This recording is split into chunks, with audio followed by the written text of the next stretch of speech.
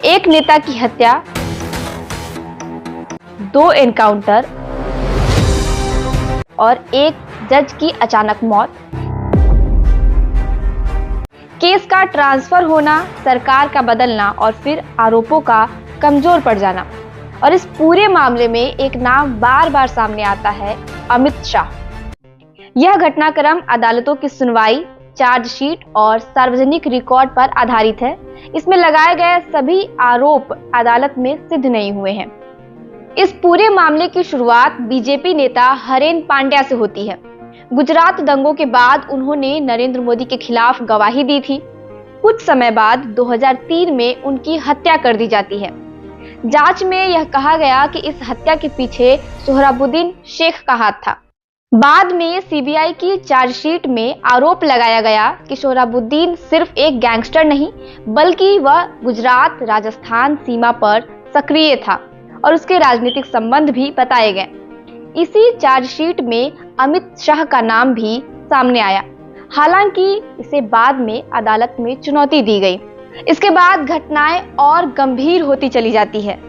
सोहराबुद्दीन को आतंकवादी घोषित किया जाता है और 2005 में वह एक कथित फर्जी एनकाउंटर में मारा जाता है।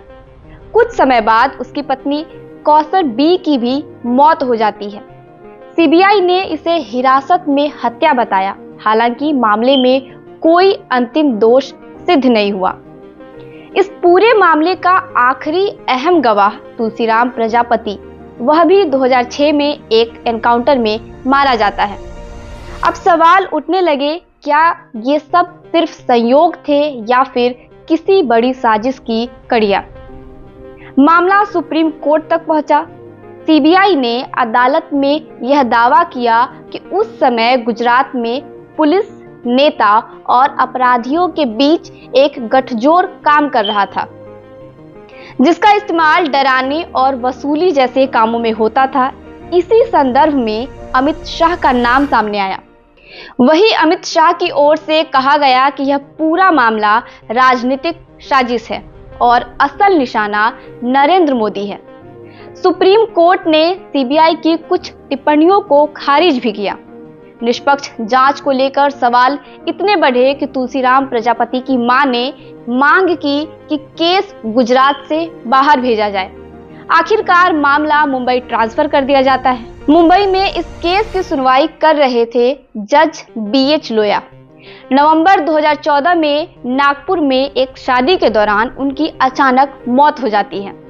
सरकारी तौर पर कारण बताया गया कि दिल का दौरा, लेकिन उनके परिवार ने बाद में आशंका जताई कि वे इस केस को लेकर दबाव में थे और मानसिक तनाव में रहते थे।